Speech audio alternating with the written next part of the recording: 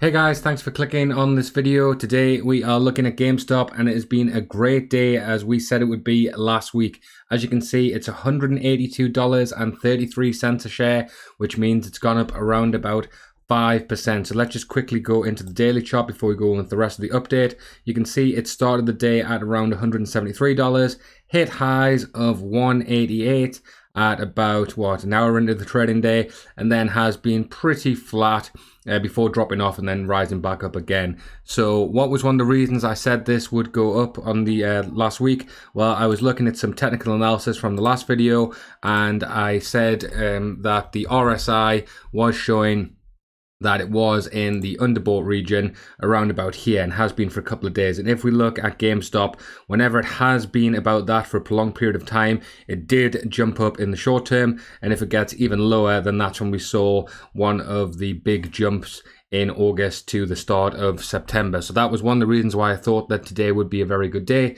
because you can see here it was in the underbought region and it has now gone back up. So be expecting probably a good day tomorrow as well, because we haven't crossed above this zero line here. Sorry, not the zero line, this is the 50% line. So very good day for GameStop.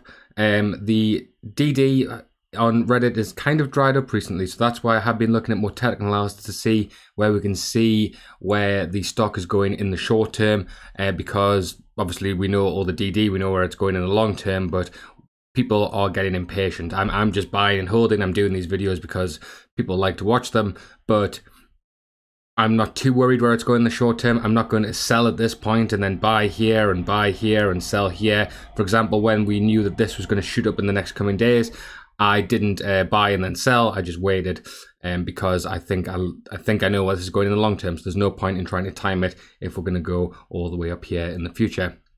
Another thing I just want to quickly look at is the MACD, and the reason for this is just looking at history to see where we're going. Sorry about that.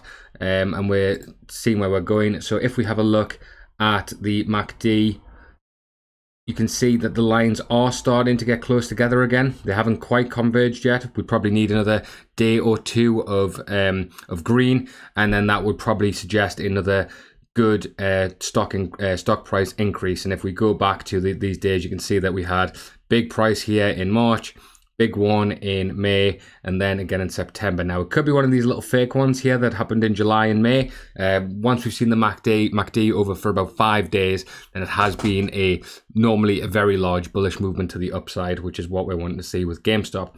We want to see the price keep on increasing, the floor keep on increasing. We've identified a new floor line here. And the reason for that is it's costing the hedge funds more and more as time goes on, because the more the stock price goes, the more money it costs them to drop the price. And then if they don't drop the price and people keep buying and holding, then eventually they will be in trouble. They'll be margin called and won't be able to cover it. And then we'll expect the stock price to start going up at a exponential and dramatic level.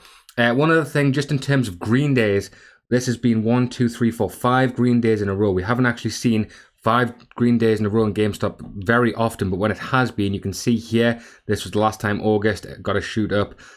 Once again, May shot up. So normally when there's been a lot of bullish green days, we've seen very good price movements in the future. So that's just one thing to look out here.